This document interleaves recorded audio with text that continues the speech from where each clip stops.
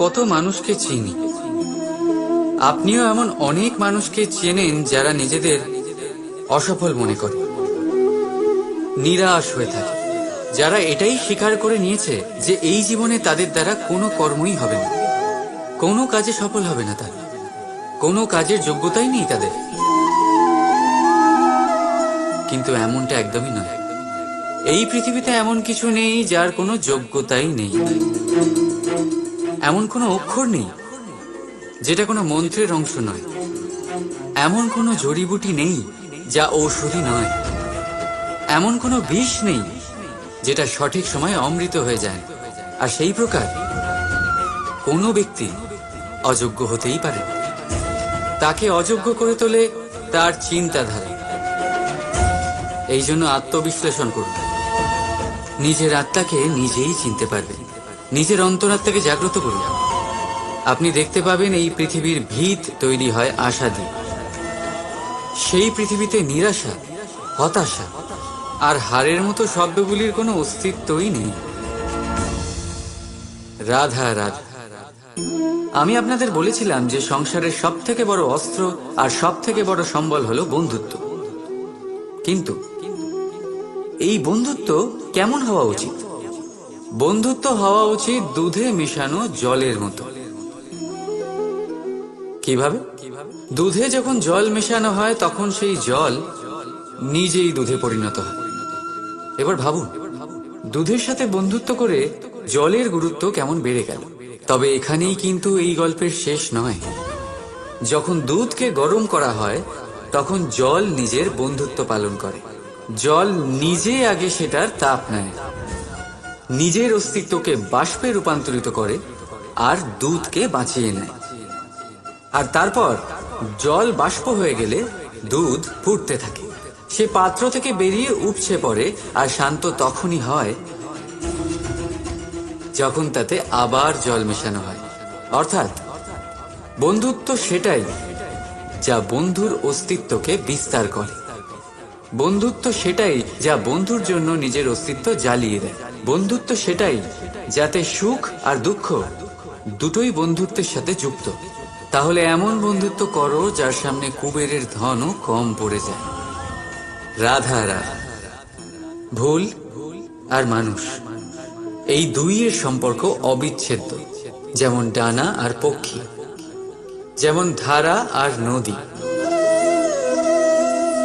যদি ভুল মানুষের স্বভাবের এক গুরুত্বপূর্ণ অংশ হয় তাহলে ভাবুন, এতে লজ্জা কিসের? এতে লজ্জিত হওয়ার কিছু নেই। সেইভাবে দেখতে গেলে ভুল আমাদের নিজেকে আরো উন্নত করার সুযোগ দেয়, নিজেকে আরো ভালো প্রদর্শন করার প্রেরণা দেয়।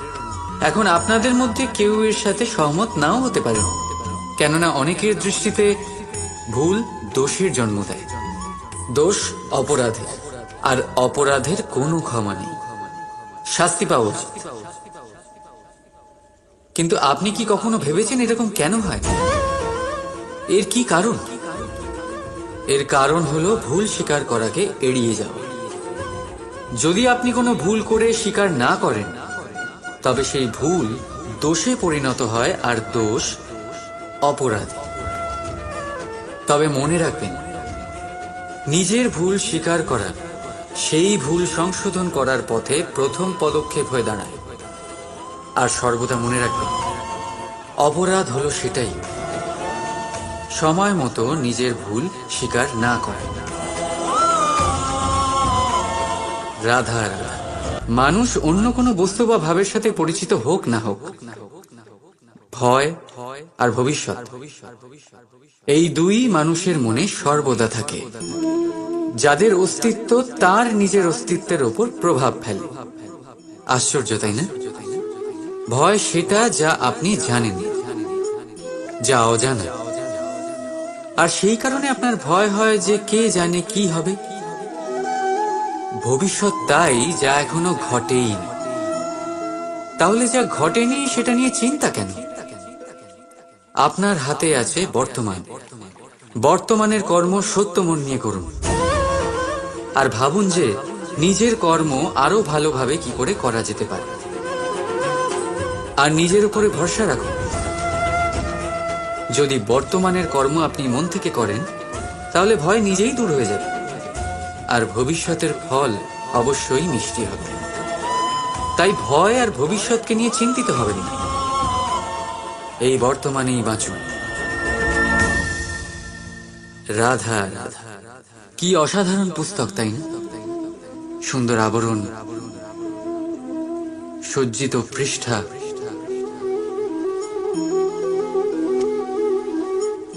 কিন্তু একে কি সত্যিই অসাধারণ পুস্তক বলে গণ্য করা যায়? এটাতে যা লেখা আছে তা কি সত্য, প্রেরণাদায়ী, আমাদের জন্য মূল্যবান? কি করে নিশ্চিত হওয়া যায় এই বিষয়ে? এবার আপনারা বলবেন, এ তো সহজ ব্যাপার, আবরণ দেখে পুস্তকের গুণ বিচার করা যায় না। তার জন্য আপনাকে সেটা পড়তে হবে, সেটা বুঝতে হবে, সময় দিতে হবে, তাই না? একদম ঠিক ভাবছেন আপনারা।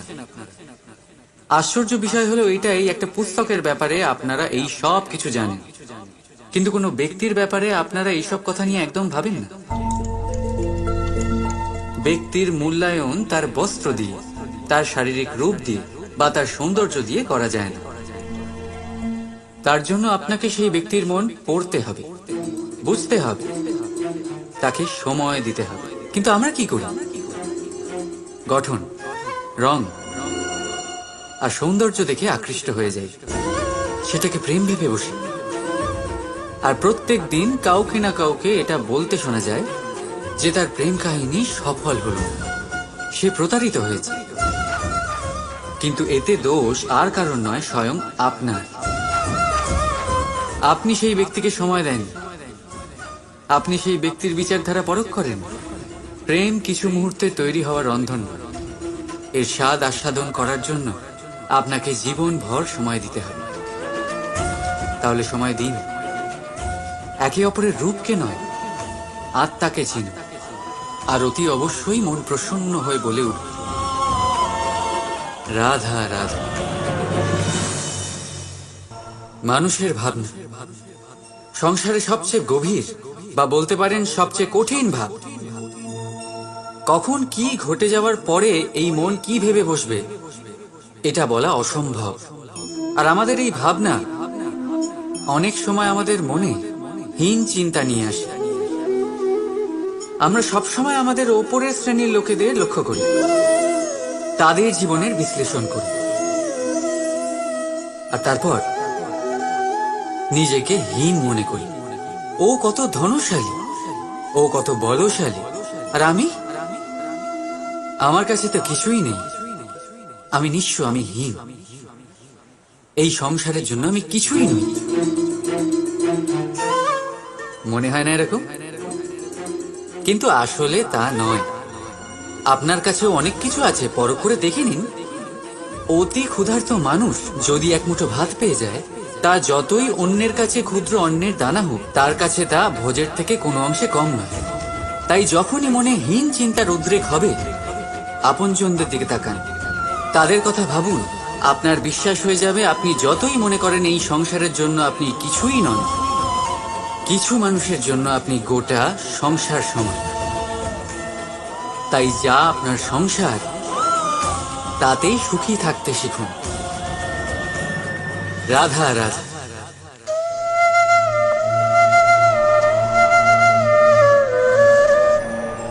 আশ্চর্য হচ্ছেন না আপনারা যে আমি কি করছি, কি লিখছি? দেখতে চান? এবার আপনারা ভাবছেন আমি মাটিতে মাটি কেন লিখছি। এর পেছনে একটা বড় কারণ আছে, কিন্তু সেটা বিশ্লেষণ করার আগে আমাকে একটু জলের ওপর জল লিখতে দিন।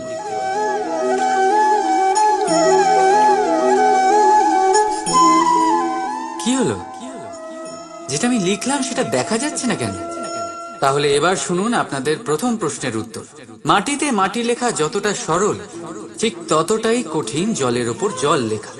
সম্পর্কও ঠিক এমনই হয়। তৈরি করার সময় মাটিতে মাটি লেখার মতো সরল, আর পালন করার সময় জলের উপর জল লেখার মতো কঠিন। এবার প্রশ্ন এটাই হলো, জলের ওপর জল কি করে লেখা যায়?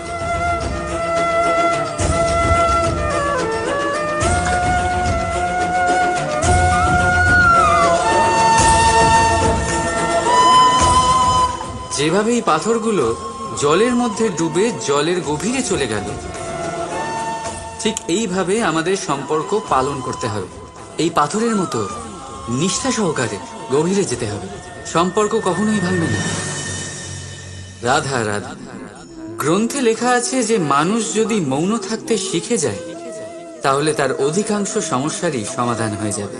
আর সত্যি তাই, মৌনতায় অনেক শক্তি আছে, অনেক ক্ষমতা আছে, কিন্তু সেই ক্ষমতা থেকে কি লাভ যদি তা সময় মতো কাজে না লাগে?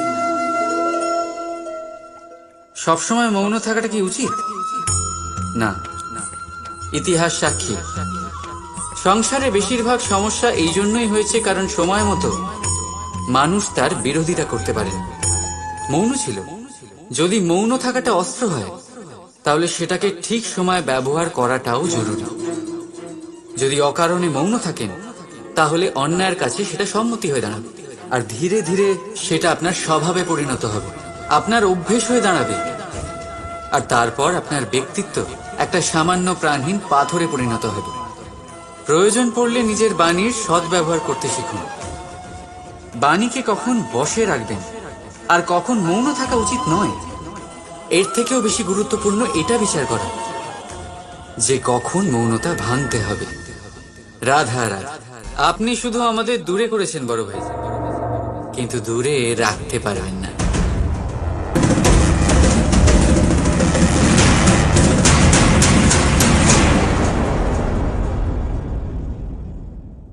জীবনে আমরা কত মানুষকে চিনি। আপনিও এমন অনেক মানুষকে চেনেন যারা নিজেদের অসফল মনে করে, নিরাশ হয়ে থাকে, যারা এটাই স্বীকার করে নিয়েছে যে এই জীবনে তাদের দ্বারা কোনো কর্মই হবে না, কোনো কাজে সফল হবে না, তারা কোনো কাজের যোগ্যতাই নেই তাদের। কিন্তু এমনটা একদমই নয়। এই পৃথিবীতে এমন কিছু নেই যার কোনো যোগ্যতাই নেই। এমন কোনো অক্ষর নেই যেটা কোনো মন্ত্রের অংশ নয়। এমন কোনো জড়িবুটি নেই যা ঔষধি নয়। এমন কোনো বিষ নেই যেটা সঠিক সময়ে অমৃত হয়ে যায়। আর সেই প্রকার কোনো ব্যক্তি অযোগ্য হতেই পারে। তাকে অযোগ্য করে তোলে তার চিন্তাধারা। এই জন্য আত্মবিশ্লেষণ করুন। নিজের আত্মাকে নিজেই চিনতে পারবেন। নিজের অন্তরাত্মাকে জাগ্রত করুন। আপনি দেখতে পাবেন এই পৃথিবীর ভিত তৈরি হয় আশা দিয়ে। সেই পৃথিবীতে নিরাশা, হতাশা আর হারের মতো শব্দগুলির কোনো অস্তিত্বই নেই। রাধা রাধা। यदा यदा हि धर्मस्य ग्लानिर्भवति भारत अभ्युत्थानं अधर्मस्य तदात्मानं सृजाम्यहम्। যখন যখন পৃথিবীতে পাপ বাড়ে, ধর্মের হানি হয়, তখন তখন আমি আসি। এটা তো আপনারা সবাই জানেন, কিন্তু এটা কখনো ভেবে দেখেছেন যে কেন আমি এই মর্তলোকের প্রাণী হিসেবেই অবতীর্ণ হই? কেন আমি মানুষ রূপে আপনাদের মাঝেই থাকি? আজ বলছি, সংসারে পাপ আর পুণ্য সমতা বজায় রাখে, কিন্তু যখন পাপ তার সীমা পার করে যায় আমাকে আসতেই হয়। কারণ কারণ এই যে আপনারা আমাকে বিস্মৃত হন। আশ্চর্য হবেন না, আমি আপনাদের মধ্যেই থাকি, শুধু আপনারা নিজেদের অন্তরে থাকা পরমাত্মাকে বিস্মৃত হন। এই জন্য আমাকে আসতে হয় আপনাদের এটা বলতে, সমস্ত শক্তি আপনাদের মধ্যেই আছে। কিন্তু আপনারা কি করেন? আমাকে সম্মান করেন, আমাকে পুজো করেন আর শক্তি প্রার্থনা করেন। বিভিন্ন রকমের চাহিদা আমার সম্মুখে রাখেন। আমার আপনার শ্রদ্ধায় কোনো আপত্তি নেই। আমার আপত্তি আছে সেই ভাবনায় যা আপনাকে দুর্বল করে দেয়। পরমাত্মার উপর শ্রদ্ধা রাখুন, কিন্তু নিজের আত্মার উপরও বিশ্বাস রাখুন। কারণ এই সংসারে এমন কিচ্ছু নেই যা আপনারা করতে পারবেন না। প্রতি নরের মধ্যে নারায়ণ বিরাজ করেন, আর প্রতি নারীর মধ্যে লক্ষ্মী। তাহলে চিনুন নিজের অন্তরের নারায়ণকে, আর বদলে দিন সময়ের চক্রবর্তী। আমি খুশি হব জেনে আমার অবতীর্ণ হওয়ার বাস্তবিক প্রয়োজন আপনারা বুঝতে পেরেছেন। এখন শঙ্কা ত্যাগ করে শঙ্কর হয়ে যান, না হলে পাথরের মতো বেঁচে থাকতে হবে। রাধা রাধা। কখনো আপনারা ভেবেছেন এই সংসারে আমরা কার সাথে সবচেয়ে বেশি জড়িত? আপনারা কেউ বলবেন মাতা পিতা, কেউ বলবেন মিত্র, কেউ বলবেন স্ত্রী, আর কেউ বলবেন সন্তান। কিন্তু না, যদি এই সংসারে কারোর সাথে আমরা জড়িত থাকি, তাহলে তা সময়। সময়ই আমাদের অতীত, সময়ই আমাদের বর্তমান, আর সময়ই আমাদের ভবিষ্যৎ। আর আমরা কি করি? সব থেকে বেশি জড়িত সময়কে, সবচেয়ে বহুমূল্য সম্পত্তিকে আমরা নষ্ট করে দিই। কেউ ভবিষ্যতের জন্য উজ্জ্বল স্বপ্ন বনি, কেউ অতীতকে দোষারোপ করে। কিন্তু একটু ভেবে দেখুন, আপনার অতীতকে আপনি ভাবনা চিন্তা করে বদলে দিতে পারবেন না। আর ভবিষ্যতের ব্যাপারে চিন্তা ভাবনা করে যদি আপনি আপনার বর্তমান নষ্ট করে দেন, তাহলে আপনার ভবিষ্যৎও আপনার অতীতের মতোই হবে। এই জন্য আজকের ব্যাপারে ভাবুন, সেটাকে উজ্জ্বল করে তুলুন। আপনার অতীত আর আপনার ভবিষ্যৎ নিজেই উজ্জ্বল হয়ে যাবে। রাধা রাধা। অনেক সময়ই আপনার বয়োজ্যেষ্ঠরা বলেছেন যে এই সংসার দুঃখে ভরা, আর ঈশ্বর ভক্তি সেই দুঃখকে দূর করার পথ। কিন্তু ভেবে দেখুন, যদি এই সংসার দুঃখের সাগর হতো, নিয়তি কি আপনাকে এখানে জন্মগ্রহণ করাতো? ঈশ্বর কি এখানে অবতার রূপে আসছেন? যখন সমস্যাকে আমরা বশে আনতে পারি না, তখন আমরা দোষারোপ করি এই সংসারকে, এখানকার মানুষকে। ভাবি ভালো হতো এখানে জন্মগ্রহণ না করে। একজন চাষি এক অনুর্বর জমিতে চাষ করেন, আর নিজের পরিশ্রম দিয়ে সেই জমিকে করে তোলেন সুজলা সুফলা।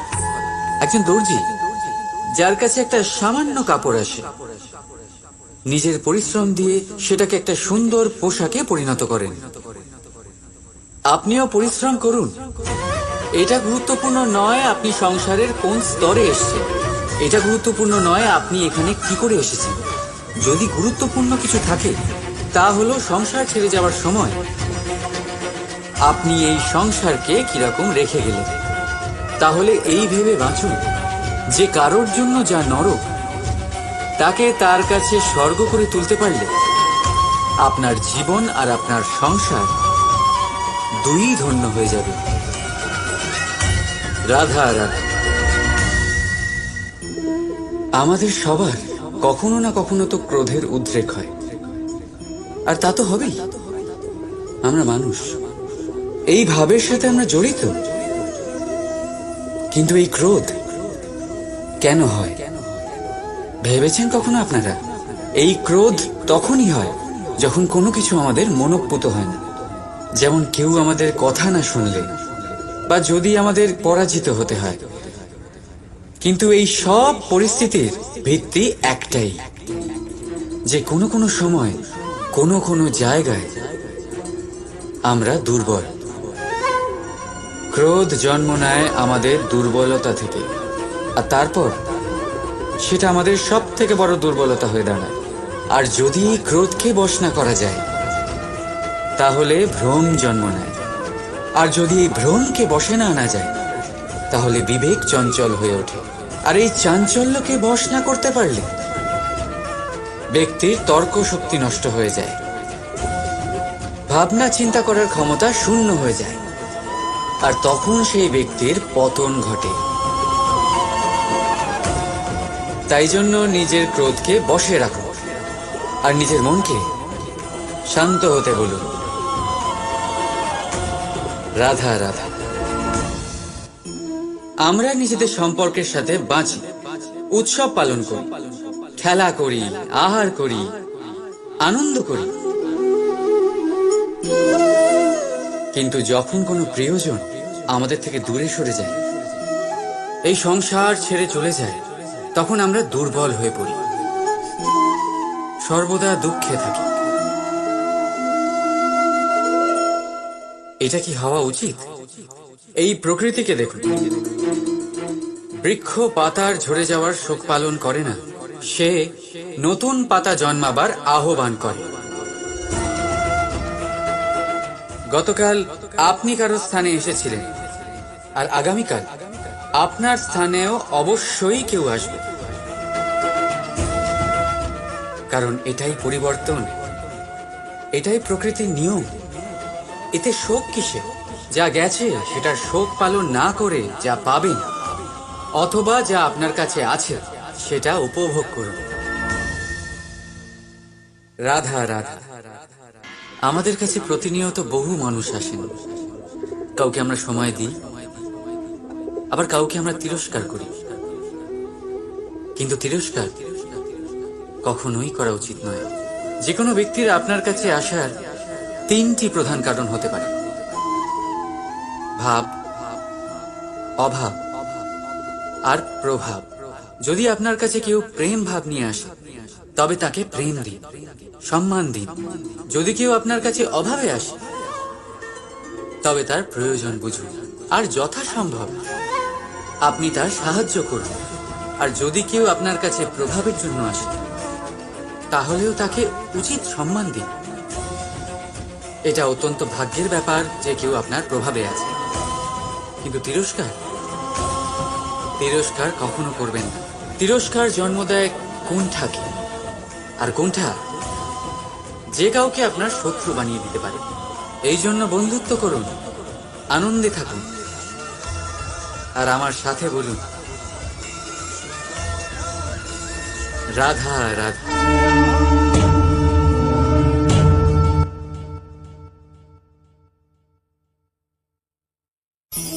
কি অমূল্য, কি সুন্দর এই রত্ন।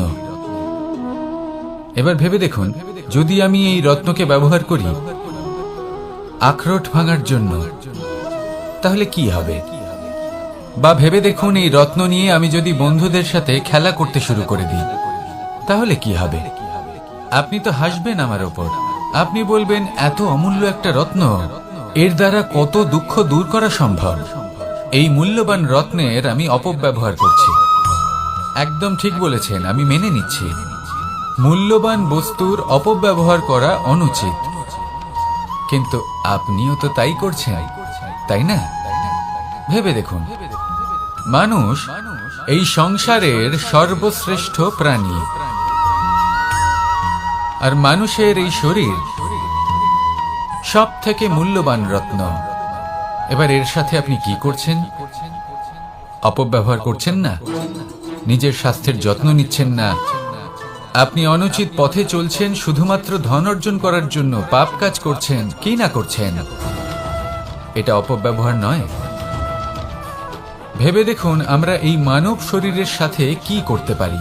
যদি এর আমরা সদ্ব্যবহার করি, তাহলে অনন্ত পুণ্য অর্জন করতে পারি, যার দ্বারা শুধুই নিজেকে নয়, বরং আমাদের আশেপাশের সকলকে সন্তোষ প্রদান করতে পারি।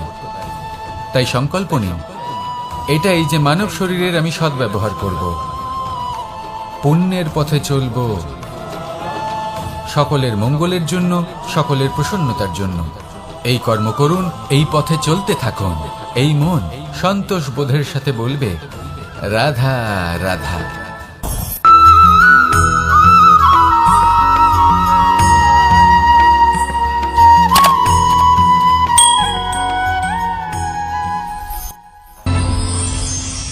কখনো কোনো প্রজাপতিকে উড়তে দেখেছেন? কি সুন্দর উড়ে বেড়ায় সে, এক ফুল থেকে অন্য ফুলে, এক পাতা থেকে অন্য পাতার উপর। কিন্তু সে কিভাবে উড়তে শেখে কখনো ভেবেছেন? জন্ম থেকেই কিন্তু প্রজাপতির ডানা থাকে না, ও কিন্তু ছোট্ট একটা ডিমের আকারে জন্ম লাভ করে। তারপর সেই ডিমটি ভেঙে একটি কীট বাইরে আসে। আস্তে আস্তে সে বড় হয়, ওর শক্তি বৃদ্ধি পায়। তারপর সে সেই কীট দশা ত্যাগ করে নিজের ডানাগুলি মেলে। এই প্রক্রিয়া তার কাছে সরল নয়, অত্যন্ত যন্ত্রণাদায়ক প্রক্রিয়া, কিন্তু সে সেই যন্ত্রণা মেনে নেয় আর তারপর আস্তে আস্তে সে উড়তে শেখে। শুধুমাত্র আকাশে উড়ে বেড়ায় তা নয়, আমাদের মনের মাঝে উড়ে বেড়ায়। এবার এই ডিম থেকে প্রজাপতি হয়ে ওঠার যে যাত্রা, এটা যতটা কঠিন ততটাই কঠিন হয় এই সংসারে শ্রেষ্ঠ কর্ম করা, ততটাই কঠিন হয় এই সংসারে মহান হয়ে ওঠা। সেই জন্য প্রয়োজনীয় প্রচেষ্টা এবং সময়। নিরন্তর প্রচেষ্টা করতে থাকুন, পর্যাপ্ত সময় নিন এবং আপনি নিজেকে এই আকাশে উড়ন্ত অবস্থায় পাবেন। আসুন আমার সাথে ভালোবেসে বলুন, রাধা রাধা। পায়েস হলো আমার বিশেষ প্রিয়। এর মধুর স্বাদ মনকে প্রফুল্ল করে তোলে। ছোটবেলায় মা আমার জন্য পায়েস বানাতেন এবং আমাকে বলতেন যে গরম থাকতে থাকতে খেয়ে নে কানাই, ঠান্ডা হয়ে গেলে ভালো লাগবে না। কিন্তু আমিও দুষ্টু ছিলাম, ঠান্ডা হওয়া পর্যন্ত অপেক্ষা করতাম আর ঠান্ডা হয়ে যাওয়ার পরে মার কাছে যেতাম আর ওনাকে বলতাম যে মা, পায়েস তো ঠান্ডা হয়ে গেছে, এটা গরম করে দিন। তখন মা হাসতেন আর বলতেন যে পায়েস না হয় আমি আবার গরম করে দেব কানাই, কিন্তু এর মধুর স্বাদ, সেই মিষ্টত্ব, সেই সুবাস, সেটা আবার ফিরে আসবে না। কথাটা সত্যি। আর এই সত্যটাই আমাদেরও জীবনের সত্য। আমাদের জীবনের মধুর সম্পর্কগুলি, এতে যখন কটুভাব প্রবেশ করে তখন সেই মিষ্টত্ব ফিরিয়ে আনা প্রায় অসম্ভব ব্যাপার হয়ে যায়। আপনি চেষ্টা করে সেই সম্পর্ক ঠিক করতেই পারবেন, তার জন্য অগাধ পরিশ্রম করতে হবে, কিন্তু আবার সেই মিষ্টত্ব কখনো ফিরে আসবে না। সেই জন্য আপনার জীবনের যে মধুর সম্পর্ক আছে, যতটা সম্ভব চেষ্টা করুন তাতে মিষ্টত্ব বজায় রাখতে। কটুভাব আসতে দেবেন না। আসুন আর আমার সাথে মধুর স্বরে বলুন, রাধা রাধা। শব্দ, শব্দ আসলে কি? শুধুই কয়েকটি অক্ষরের সমষ্টি, নাকি আমাদের বাণী? এই শব্দ এমন এক শক্তি যা কাউকেই নিজের বশবর্তী করে ফেলতে পারে। শব্দ এমন এক অস্ত্র যা কাউকে ক্ষত বিক্ষত করে দিতে পারে। এই শব্দ হলো একটি নাদ স্বরূপ যা কোনো ঘুমন্ত ব্যক্তিকেও জাগিয়ে তুলতে পারে এবং নিজের লক্ষ্যের দিকে অগ্রসর করতে পারে। শব্দে এত শক্তি আছে যে কারোর মনে এতটা আঘাত দিতে পারে যে সে হয়তো জীবনে আর কখনো এগোতেই পারল না। তাহলে এই শব্দের প্রয়োগ খুব ভেবে চিন্তে করবেন। এবং এই শব্দের মতোই হলো নীরবতা। অনেক সময় এই নীরবতা আমাদের সহায়ক হয়ে ওঠে, অনেক সময় এটা আমাদের অনুশোচনাকে অনেক বেশি বাড়িয়ে তুলতে পারে। ভীষ্ম পিতামহ, অঙ্গরাজ কর্ণ, যখন দ্রৌপদীর বস্ত্রহরণ হচ্ছিল তখন এনারা নীরব ছিলেন। দুর্যোধনের বিরোধিতা করেননি, ওকে বাধা দেননি। আর তারপর কি হলো সেটা আপনারা সকলে জানেন।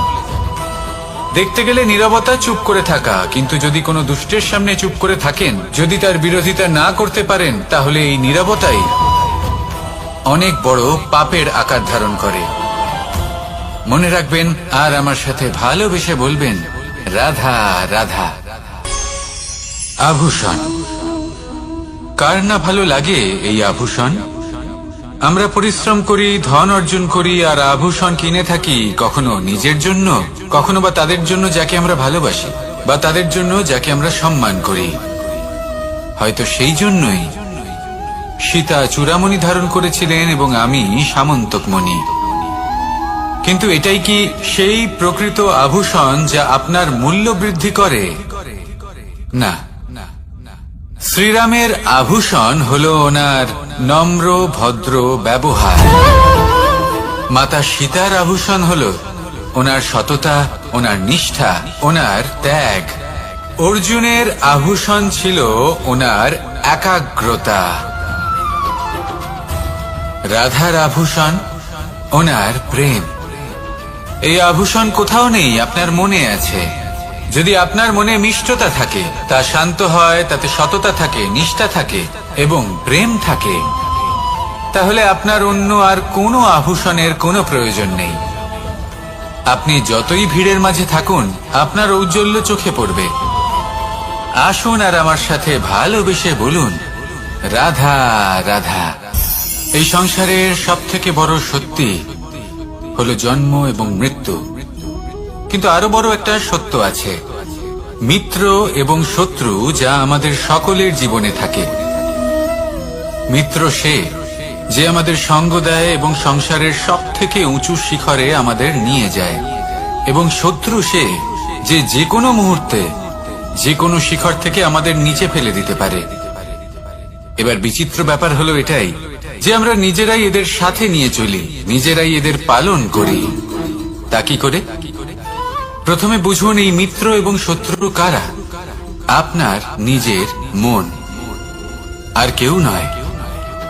এই মনই হলো মিত্র যখন তাতে ভারসাম্য বজায় থাকে, তা নিয়ন্ত্রিত থাকে, তা পবিত্র হয়। কিন্তু যদি এই মন অনিয়ন্ত্রিত হয়ে পড়ে, যদি আপনাকে সে নিয়ন্ত্রণ করতে শুরু করে, তখন সেই আপনার সব থেকে বড় শত্রু হয়।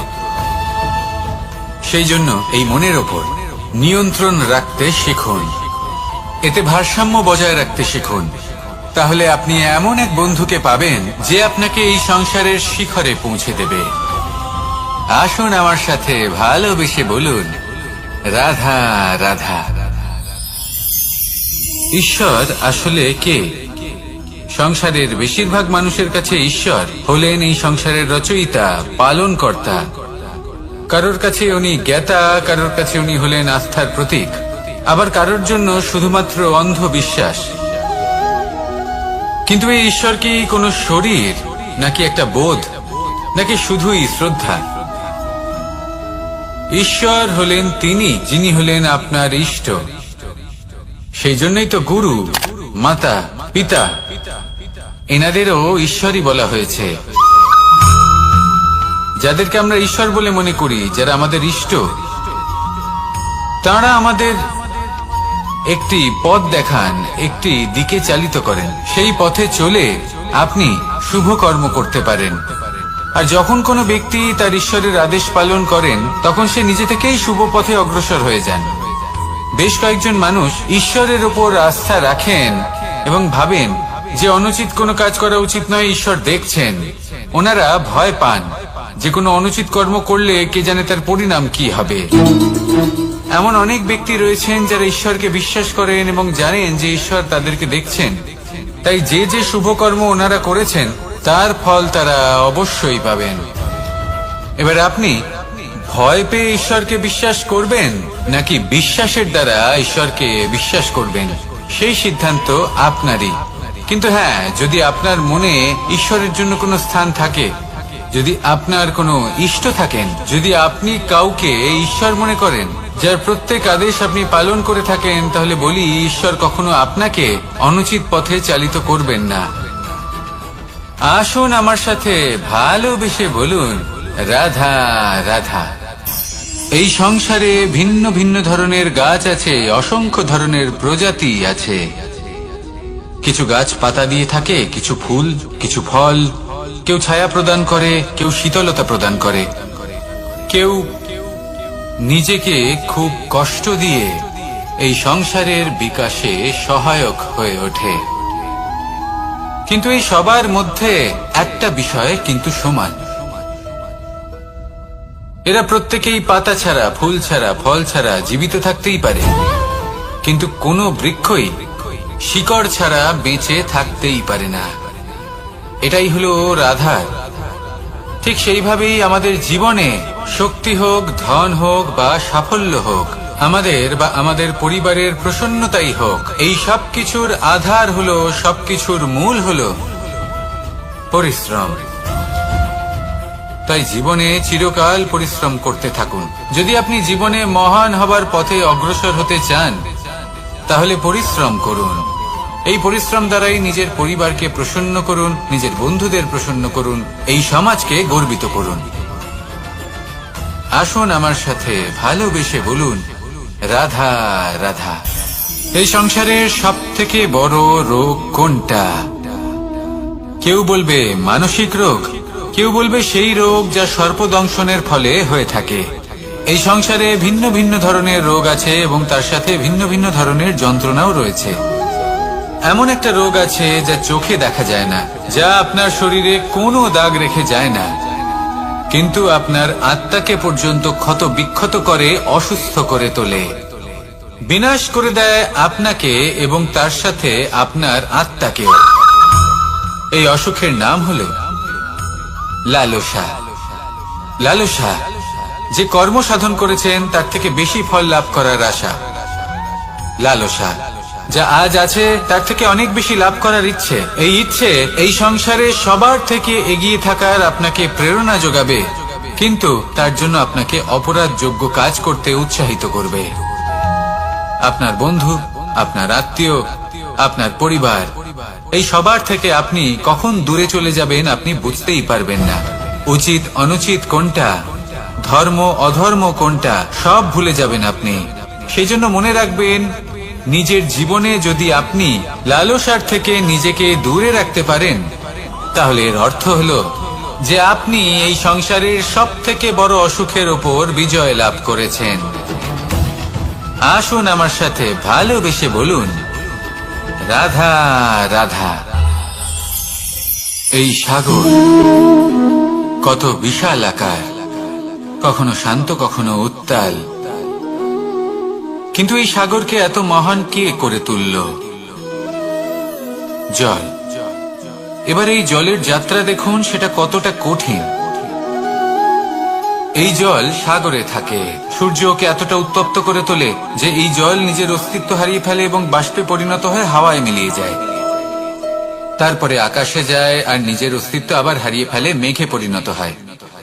তারপর এই মেঘ কোথাও গিয়ে কোনো পর্বতে ধাক্কা খায়, তারপর আবার এই জল নিজের অস্তিত্ব হারায়। তারপরে বর্ষার রূপ ধারণ করে তা বর্ষিত হয়, বা কোনো পর্বতের চূড়ায় তার শিখরে বরফের রূপ ধারণ করে। তারপরে এই বর্ষা মাটির দিকে নিজের যাত্রা শুরু করে। এবার মাটিতে ঝরে পড়া এই বর্ষা স্রোতের আকার ধারণ করে এবং আস্তে আস্তে বইতে থাকে। এই নদীর আকার ধারণ করে এবং নদী রূপে বইতে বইতে পাথরে ধাক্কা খায় বা কোনো পর্বতে ধাক্কা খায়, আর তারপর এই নদী এসে সাগরে সমাহিত হয়ে যায়। নদীর এই জল আবারও নিজের অস্তিত্ব হারিয়ে ফেলে, কিন্তু এইবার সেই জল নিজেই সাগরে পরিণত হয়। এটা আমাদের সকলের জন্য একটা শিক্ষা যে এই সংসারে জীবন এবং সময়ের হলো এক অনন্ত যাত্রা। এই সংসারে যা কিছু আছে তার সূত্রপাত কোথাও একটা হবেই। সেই জন্য মৃত্যু এবং সমাপ্তির চিন্তা ত্যাগ করে দিন, আর যে সূত্রপাত আপনি লাভ করছেন তার আনন্দ উপভোগ করুন। ভেবে দেখুন আপনি কিভাবে শ্রেষ্ঠ কর্ম করতে পারেন যাতে এই সংসার এবং এই সমাজ, এই দুইয়ের মঙ্গল সম্ভব। আসুন আমার সাথে ভালোবেসে বলুন, রাধা রাধা। মাকড়সার জাল দেখতে পাচ্ছেন? মাকড়সারা ভীষণ পরিশ্রম করে এটা তৈরি করে, নিজের শরীরের রস দিয়ে এই জাল বনে। আপনি কি এটার উদ্দেশ্য জানেন? আসলে মাকড়সা এই জালে ছোট কীটপতঙ্গ ধরে তাদেরকে খাদ্যরূপে গ্রহণ করে। কিন্তু আপনি কি এই কথা জানেন যে একদিন মাকড়সা নিজেই নিজের জালে জড়িয়ে মৃত্যুবরণ করে থাকে? বলুন, কি করেন আপনি এই জাল দেখতে পেলে? দেখতে পেলেই মুছে ফেলেন এর অস্তিত্ব, তাই না?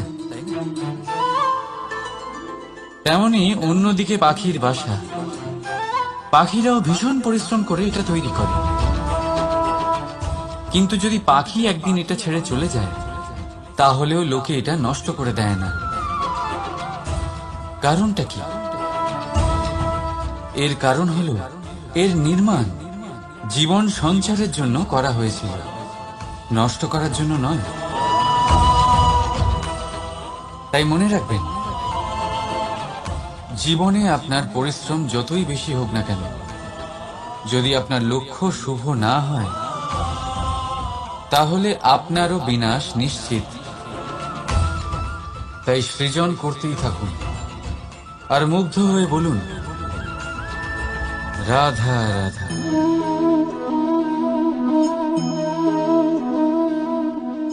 আপনার কি মনে হয় আমি কি করছি? আপনি বলবেন আমি প্রদীপ জ্বালাচ্ছি, সঠিক। কিন্তু প্রশ্ন হচ্ছে যে আমি কি আপনাকে বলেছি যে একে প্রদীপ বলা হয়? না। এই প্রদীপ কি নিজেই নিজের পরিচয় আপনাকে দিয়েছে? না। তাহলে আপনি কি করে জানলেন যে একে প্রদীপ বলা হয়? উত্তর হচ্ছে, করবে যে লোকে আপনাকে প্রদীপ ভেবে ভালোবাসবে নাকি সাপ ভেবে ভীত হয়ে থাকবে। রাধা রাধা। সময় কত বিচিত্র হয়। সময় আমাদের পক্ষে থাকলে আমরা নিজেদের রাজা মনে করে নিই, আর সেই সময় যদি বিপক্ষে চলে যায় তাহলে নিঃস্ব হতে সময় লাগে না। তাই মানুষের একটা অভ্যেস আছে, খারাপ সময়ের জন্য কিছু সঞ্চয় করা।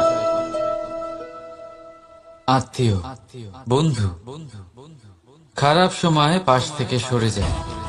যশ, মান প্রতিকূল সময় চিরস্থায়ী হয় না। তাই মানুষ মনে করে অর্থ সঞ্চয় করাই শ্রেয়। অর্থের কোনো হৃদয় নেই যা সময়ের সাথে পরিবর্তিত হবে।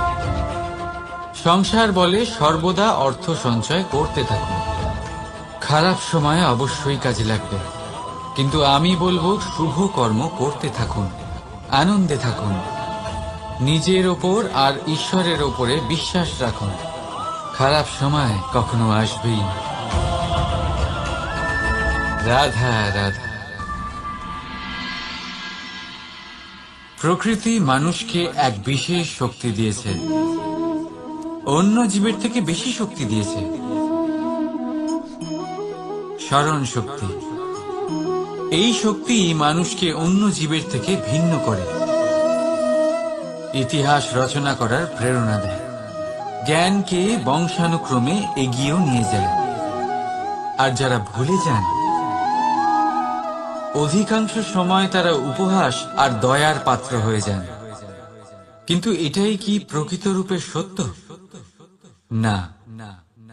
এই স্মরণ শক্তি মানুষের বিকাশের সব থেকে বড় বাধা হয়ে দাঁড়ায়।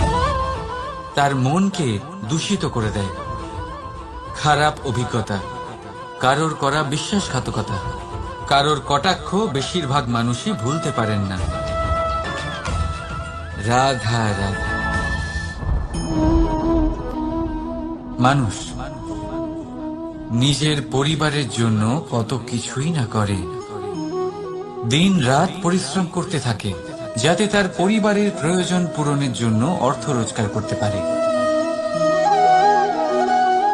কিন্তু শুধু অর্থ রোজগার করাটাই কি যথেষ্ট? আপনি বলবেন হ্যাঁ, নিশ্চয়ই। অর্থ দিয়ে সব কিছু পাওয়া যায়, বিদ্যা পাওয়া যায়, বাড়ি পাওয়া যায়, ওষুধ পাওয়া যায়, আর কত কিছুই না পাওয়া যায়। এই সব একটা পর্যায় পর্যন্ত সঠিক, কিন্তু একটু মন দিয়ে ভেবে দেখুন, যখন কোনো শিশু অসুস্থ হয়ে পড়ে তখন সে ওই তিক্ত ওষুধ কেন খেয়ে নেয়? এই জন্য কারণ ওর পিতা সেই ওষুধ অর্থ দিয়ে কিনেছে? না, বরং এই জন্য কারণ তার পিতা যে তার সামনে দাঁড়িয়ে, তার উপরে তার বিশ্বাস আছে। বিশ্বাস আছে যে উনি তার কিচ্ছু হতে দেবেন না। এই বিশ্বাস, এই সংস্কার, এই শিক্ষা কখনো অর্থ দিয়ে পাওয়া যায় না। এটা পাওয়া যায় সেই সময় থেকে যা মাতা পিতা তাদের সন্তানের সাথে কাটিয়েছেন। তাই জীবনে অর্থ অবশ্যই উপার্জন করুন, কিন্তু নিজের পরিবারকেও সময় দিন, আনন্দ পাবে। রাধা রাধা। বিরোধিতা এমন এক শব্দ যা শুনে আমরা সবাই ভয় পেতে থাকি। যদি কেউ আমাদের বিরোধিতা করে তা আমাদের সহ্য হয় না।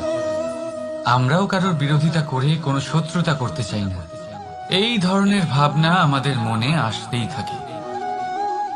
কিন্তু বিরোধিতা, এই শব্দ আপনার শান্তির জন্য, আপনার সুখের জন্য কতটা গুরুত্বপূর্ণ তা আপনারা জানেন না। তাই যদি কাল এসে কেউ আপনার বিরোধিতা করে, তখন সবার আগে নিজেকে যাচাই করুন। আপনি কি ভুল করেছেন? আপনার দোষ কি? নিজের মধ্যে কি ত্রুটি আছে সেটা বোঝার চেষ্টা করুন। নিজেকে সংশোধন করার চেষ্টা করুন, তারপর দেখুন বিরোধিতার এই আগুন আপনাকে স্বর্ণ থেকে কুন্দন বানিয়ে তুলবে। বলা হয় এই সংসারে খারাপ বেড়েই চলেছে, কিন্তু তার কারণ এ নয় যে খারাপ মানুষ বেড়ে চলেছে। তার কারণ হলো যে ভালো মানুষ, যাদের ভালো চিন্তা, ভালো বিচারধারা আছে, তারা খারাপের বিরোধিতা করতে পারে না। যদি আপনার সম্মুখে কোনো খারাপ কর্ম হয়, তাহলে তার বিরোধিতা করতে সংকোচ করবেন না, কারণ বিরোধিতার এই আগুন মন্দকে পিছুপা হতে অবশ্যই বাধ্য করে। রাধা রাধা। জীবনে আপনি এরকম মানুষও দেখবেন যারা এটা বলে, ভাবে, নিজেকেও বলে যে উনি সেই এমন ব্যক্তি যার মতো আমি হতে চাই।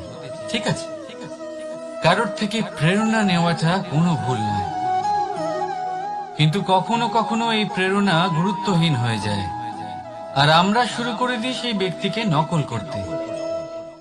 এখানেই থেমে যায় আমাদের উন্নতি। এবারে দেখুন, সংসারে শত কোটি রঙের ফুল আছে, কিন্তু তারা কখনো একে অপরকে নকল করে না। সময়কে ব্যবহার করুন নিজের অস্তিত্ব নির্মাণ করার জন্য, কারণ কারোর ছায়া হওয়ার থেকে ভালো আপনি কারোর জন্য প্রেরণা হয়ে উঠুন। রাধা রাধা। আমরা সকলে পাথুরে রাস্তা এড়িয়ে চলি, কারণ এই পথের পাথর আমাদের যাত্রা আরো কঠিন করে তোলে, আমাদের পা আহত করে দেয়। কিন্তু একটা গুরুত্বপূর্ণ কথা আমরা ভুলেই যাই, এই কঠিন পথই না শুধু আমাদেরকে নিজেদের দুর্বলতার সাথে পরিচয় করায়, বরং আমাদের শক্ত হওয়ার প্রেরণাও দিতে থাকে। সময়ের সাথে ঠিক এমনটাই হতে থাকে। সবাই ভালো সময়ের অপেক্ষা করতে থাকেন, ভালো সময়ের জন্য পরিশ্রম করেন, তার জন্যই চিন্তা করেন, কিন্তু ভুলে যান যে ভালো সময় বহুবার আমাদের বিবেক নষ্ট করে দেয়। সেখানেই খারাপ সময় আমাদের বুদ্ধিকে সঠিক পথে চালিত করে। রাধা রাধা। ঘোড়াকে যতই প্রশিক্ষণ প্রদান করুন, তার মুখে লাগাম তো পরাতেই হবে। একজন ভালো চালক সেই ঘোড়ার লাগাম মাঝে মাঝে টেনে ধরে, তাকে সঠিক পথে চালিত করতে, যাতে সেই ঘোড়া দিকভ্রান্ত না হয়। এবার একটু ভাবুন, ঠিক এরকমই হয় আমাদের মন। যদি এটা বিবেকের লাগাম দিয়ে মাঝে মাঝে আমরা টেনে না ধরি, তাহলে আমাদের এই মন দিকভ্রান্ত হতে পারে। আর যদি আপনি আপনার লক্ষ্যে পৌঁছতে চান, তখন মনের এই লাগাম মাঝে মাঝে আপনাকে অবশ্যই টেনে ধরতে হবে, কারণ বিবেকের এই পথ প্রদর্শনই আপনাকে ভালোভাবে আপনার লক্ষ্যে পৌঁছে দেবে। মনে রাখবেন, আর আমার সাথে ভালোবেসে বলবেন, রাধা রাধা। আপনি কখনো জাঁতা কল দেখেছেন? তাতে গম পেশা হয়। গমকে এমন ভাবে পেশা হয় যাতে আমরা তা খেতে পারি, জীবিত থাকতে পারি।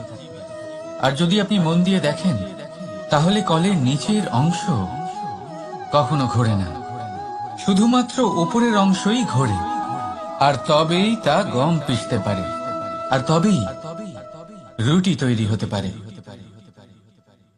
কিন্তু ভেবে দেখুন, যদি কলের দুটো অংশই ঘুরতে থাকে, তাহলে কি হবে?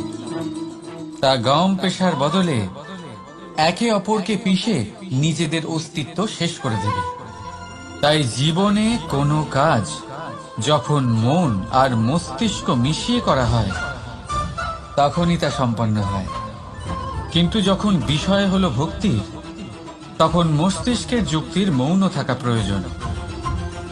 আর যখন বিষয় হলো কর্ম আর ন্যায়, তখন মনের আবেগের মৌন থাকা প্রয়োজন। তাই মন আর মস্তিষ্কের এই সম্মিলনে সতর্ক থাকবেন। একসাথে অবশ্যই চলবে, কিন্তু একে অপরের বাধা যেন না হয়ে দাঁড়ায়। রাধা রাধা। আমি একটা এমন শব্দ যার অনেকগুলি মানে হয়, যার আসল অর্থ হল অহং। যদি আপনি কথা বলেন সৃষ্টির নির্মাণ নিয়ে, তাহলে আমি ব্রহ্মদেব হয়ে সৃষ্টির নির্মাণ করবে। যদি আপনি কথা বলেন প্রলয়ের, তাহলে সেই আমি মহাদেব হয়ে বিনাশ করবে। এই আমি সঙ্গতিপূর্ণ, কিন্তু শুধু ততক্ষণ যতক্ষণ আপনি এটা সবার সাথে ভাগ করছেন। কিন্তু আমরা বহুবার এর মানে বুঝতে পারি না। এই অহংকে সীমিত করে দিই একটা ব্যক্তি অবধি, শুধু নিজে। আর তখনই জেগে ওঠে অহংকার, যাতে প্রাধান্য পায় শুধুমাত্র আমি, আমরা নয়।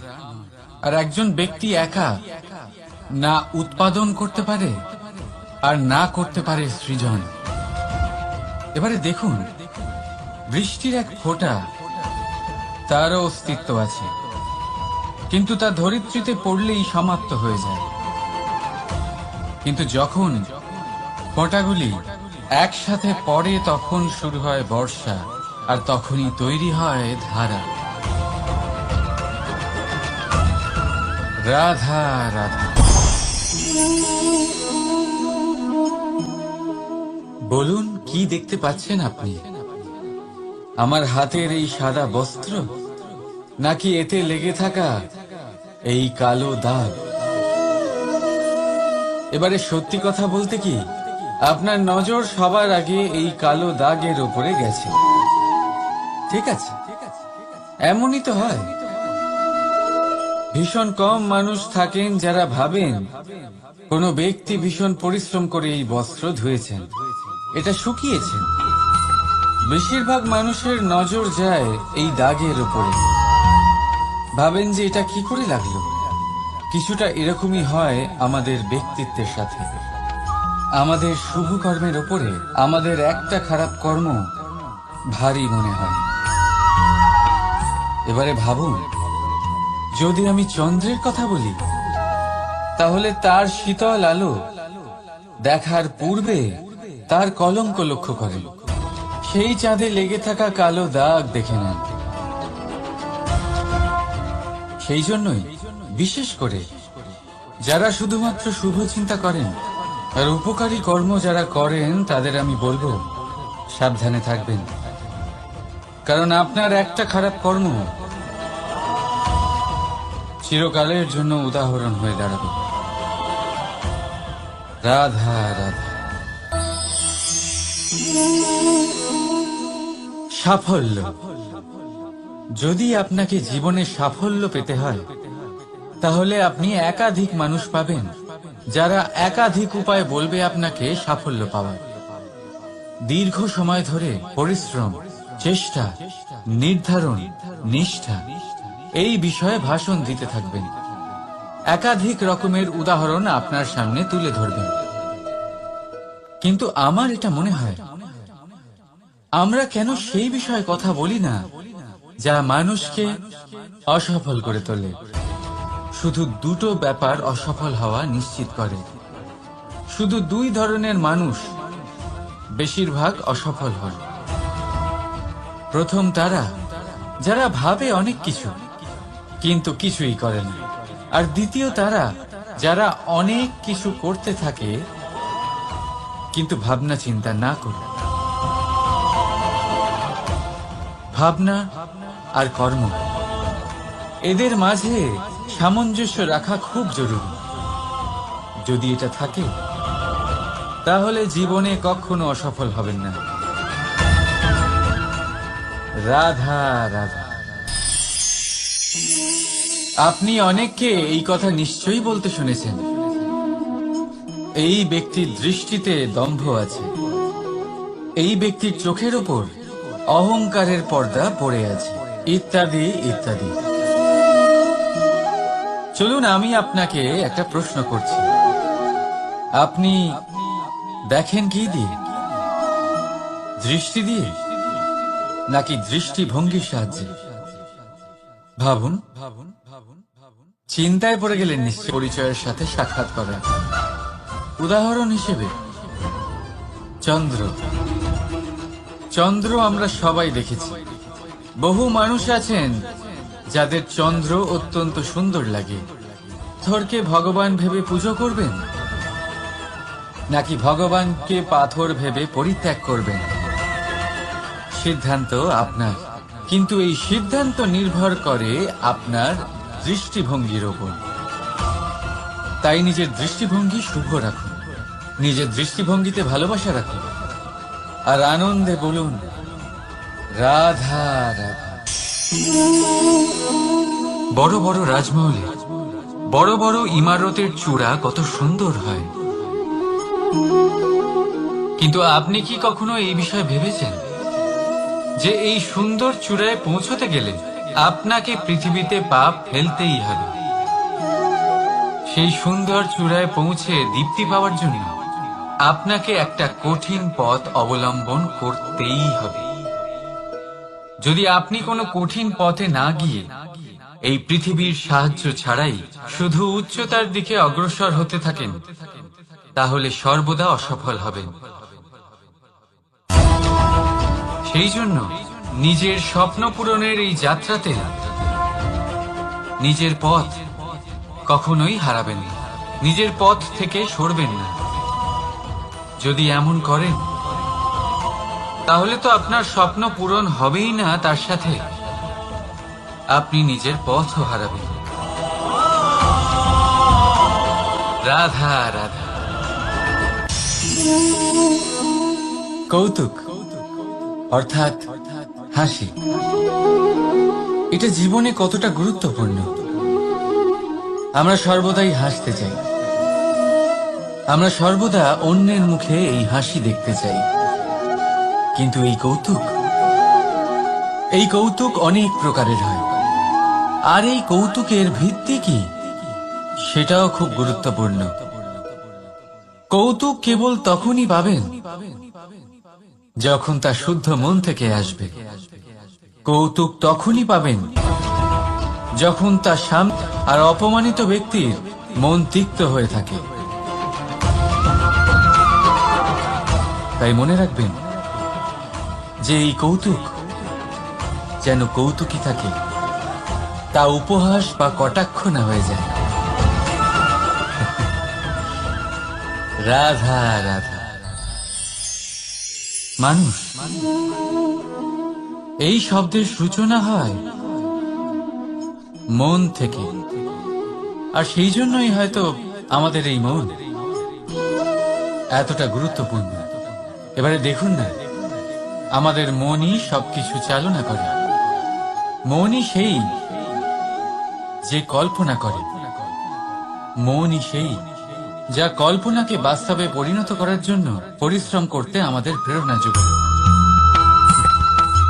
মনই সেই যা লোভের জালে জড়িয়ে পড়ে।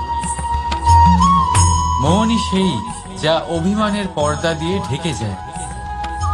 আর এই মনই সেই যা আপনাকে বিনাশের দিকে টেনে নিয়ে যেতে পারে। কিন্তু যদি তা পরোপকার করার ইন্ধন পায়, তাহলে এমন কোনো মহান কাজ নেই যা আপনি করতে পারবেন না। কিন্তু এই মন কি? এটা বোঝানো যায় দুটো শব্দের মাধ্যমে, দুটো সহজ শব্দ। প্রথম, একজন কুশল সেবক। দ্বিতীয়, একজন সংকট প্রবণ মালিক। যদি আপনার এই মন আপনার নিয়ন্ত্রণে থাকে, তাহলে সে হলো আপনার সেবক। তাই আপনার অস্তিত্ব আছে। কিন্তু যদি আপনার মন আপনার কর্মের উপরে নিয়ন্ত্রণ করে, তাহলে এই মন আপনার মালিক, আর তখন আপনার বিনাশ নিশ্চিত। তাই নিজের এই মনকে নিয়ন্ত্রণে রাখুন, কিন্তু ভালোবেসে। আসুন আমার সাথে আনন্দে বলুন, রাধা রাধা। এই সূঁচ দেখতে পাচ্ছেন আপনি? এটা শুদ্ধ লোহা দিয়ে তৈরি। বস্ত্র সেলাই করার কাজে লাগে, অস্ত্রোপচারে কাজে লাগে। কিন্তু আপনি কি কখনো ভেবে দেখেছেন এই সূঁচ কিভাবে তৈরি হয়? লোহার এক বড় অংশকে পিটিয়ে পিটিয়ে টেনে টেনে তাকে পাতলা বানানো হয়। এরপরেই আমরা পেয়ে থাকি সূঁচ। ভাবুন, যদি লোহার টুকরোতে অনর্গল প্রহার করার ফলে একটা লোহার টুকরো সূঁচে পরিণত হয়, তাহলে আমাদের জীবনে অনর্গল চেষ্টা করার ফলে জীবনের সমস্ত অংশকে আমরা কত প্রভাবশালী কাজে পরিণত করতে পারি। শুধু প্রয়োজন দৃঢ় নিশ্চয়তা। তাহলে আসুন আমার সাথে ভালোবেসে বলুন, রাধা রাধা। বিশ্বাস, জীবনে বিশ্বাস কতটা গুরুত্বপূর্ণ।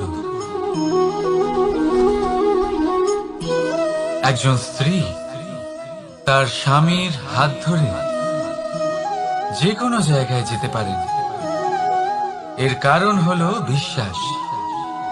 তার নিজের স্বামীর ওপরে বিশ্বাস আছে। যখন একজন মা তার ছোট বাচ্চাকে কোলে তুলে হাওয়ায় ওঠায়, তখন সেই বাচ্চা ভয়ভীত হয়ে যায় না। তার কারণ হলো বিশ্বাস। তার বিশ্বাস আছে যে তার মা তার কিচ্ছু হতে দেবে না। এক বৈদ্যের দেওয়া ঔষধ সন্তান কিছু না বুঝে শুনেই খেয়ে ফেলে। সেই বৈদ্যের জ্ঞানের বিষয়ে তার কোনো ধারণাই থাকে না। শুধু নিজের পিতার উপরে বিশ্বাস আছে যে তার পিতা তাকে খারাপ কিছুই দেবে না। যখন এই সংসারের প্রতিটা বন্ধন বিশ্বাসের উপরে দাঁড়িয়ে আছে, তাহলে কেন এই বিশ্বাসকে আমরা জীবনে আনতে পারি না? আপনি নিজেই দেখুন, এই বিশ্বাস নিজের জীবনে এনে দেখুন, সবকিছু আরো সুন্দর হয়ে যাবে। তাই ভালোবেসে বলুন, রাধা রাধা।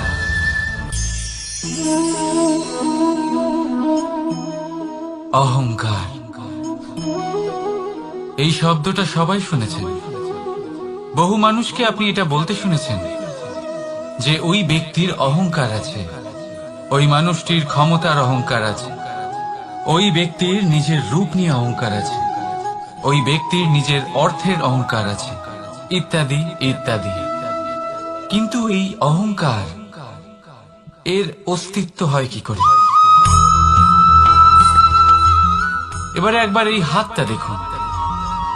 যদি এই হাতের 5 আঙুল উঠে দাঁড়ায়, আশীর্বাদ। আর যদি এই হাতের 5টা আঙুল একসাথে মুঠো হয়ে যায়, শক্তি। সংকটের বিরুদ্ধে ঢাল।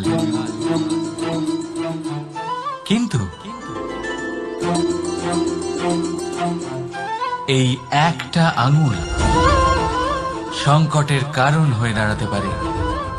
এই একটা আঙুল শত্রুকে আহ্বান জানায়। এবার অহংকার বলে এই শব্দটাই দেখে নিন। আমাদের থেকে আলাদা হয়ে গেলে হয় অহং। অহং অর্থাৎ ব্যক্তির মনে হয় যে সে আপনদের থেকে, নিজের বন্ধুদের এবং সঙ্গীদের থেকে, নিজের পরিবারের থেকে অনেক উপরে, অনেক শ্রেষ্ঠতর সে। কিন্তু মনে রাখবেন, এই অহংকার কোনো ব্যক্তির অস্তিত্বের বিনাশের প্রথম ধাপ। তাই ঝেড়ে ফেলে দিন এই অহংকারকে আর বিশ্বাস করুন আমাদের ওপর, কারণ তখনই আপনি শান্তি পাবেন। আর সেই শান্তির সাথেই বলে উঠবেন, রাধা রাধা।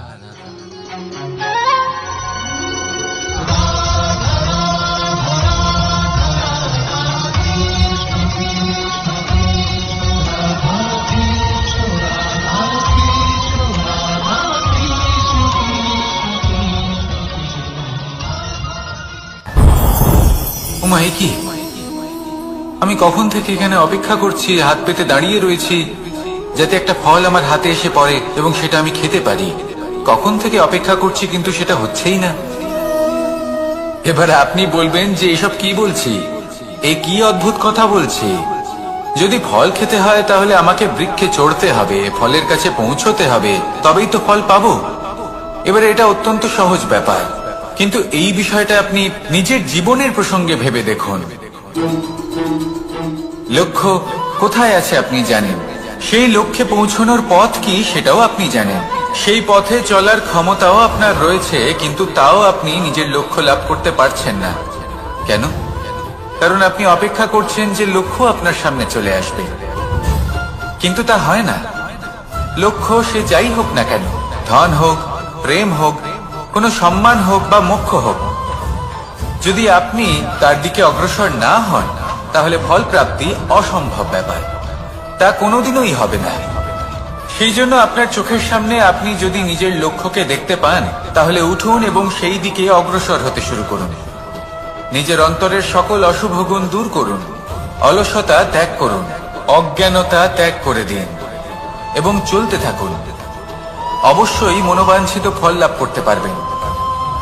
মনে রাখবেন, চলতে থাকলে তবেই লক্ষ্য প্রাপ্তি হবে। অপেক্ষার দ্বারা শুধুমাত্র মৃত্যু লাভ হবে। আসুন আমার সাথে ভালোবেসে বলুন, রাধা রাধা। পাখি কখন জন্ম নেয়, কখন উড়তে শেখে, কখন বাসা বানাতে শেখে, কখন নিজের মৃত্যু লাভ করে, এসব আমাদের মধ্যে কেউ জানি না। কিন্তু পাখি একটা কথা খুব ভালো করে জানে, যে এই সংসারে ও যা কিছুই করুক না কেন, এই সংসারের ওকে নিয়ে কিচ্ছু যায় আসে না। এবার আমরা কি করি? কোনো কাজ করার আগে আমরা এটা ভাবি যে এই সংসার যদি আমাকে দেখে ফেলে তাহলে কে জানে এই সংসার কি ভাববে, আমার প্রতিচ্ছবি কেমন তৈরি হবে কে জানে, কে জানে কি হবে আদি ইত্যাদি। এই সব ভাবনায় আমরা মগ্ন হয়ে যাই। কিছুটা এমন ভাবে মগ্ন হই যে বর্তমানের কর্মের এই জীবনের যাত্রাপথে সেই সময়ের আনন্দ উপভোগ করতে ভুলে যাই। এবার দেখুন একটা পাখি কি করে, ওর কর্ম হলো গান গেয়ে চলা। ওই পাখি গেয়ে চলে, কেউ ওর গান শুনুক বা না শুনুক, কেউ আদৌ শুনছে কিনা সেই বিষয়টা নিয়ে সেই পাখির কিছুই যায় আসে না। সেই পাখি নিজের কর্ম করতে থাকে। হয়তো সেই জন্যই আপনি কখনো কোনো পাখিকে কাঁদতে দেখবেন না। এরকমই আপনাকে নিজেকে গড়ে তুলতে হবে। প্রথমে নিজেকে জিজ্ঞেস করুন, এই যে কর্ম আমি করতে চলেছি সেটা কি উচিত? যদি আপনার মনে হয় সেটা উচিত তাহলে সেটা প্রমাণ করুন। এটা ভাববেন না যে এই সংসার কি ভাববে। আসুন আর আমার সাথে ভালোবেসে বলুন, রাধা। বনের মধ্যে যদি আপনি কোনো বিষাক্ত সাপ দেখেন তাহলে কি করবেন? আপনি তখনই তার থেকে দূরে পালাতে চেষ্টা করবেন। আর এটা কেন করবেন? নিজের রক্ষার্থে। এই কথা আমি নয় মেনে নিলাম, কিন্তু নিজের জীবনে এটা করেন না কেন? আপনি যেখানেই যান, যে স্থানেই যান না কেন, প্রত্যেক সময়ে প্রত্যেক মুহূর্তে এমন বিষাক্ত সাপ আপনি অবশ্যই খুঁজে পাবেন। আর সেই সাপ নয় যাদের আপনি বনে খুঁজে পাবেন, এরা হলো সেই সাপ যা আপনাকে পাপ করতে বাধ্য করবে। আপনার অন্তরের বাসনা, ক্রোধ, অহংকার, লোভ, ঈর্ষা এদের বৃদ্ধি ঘটাবে।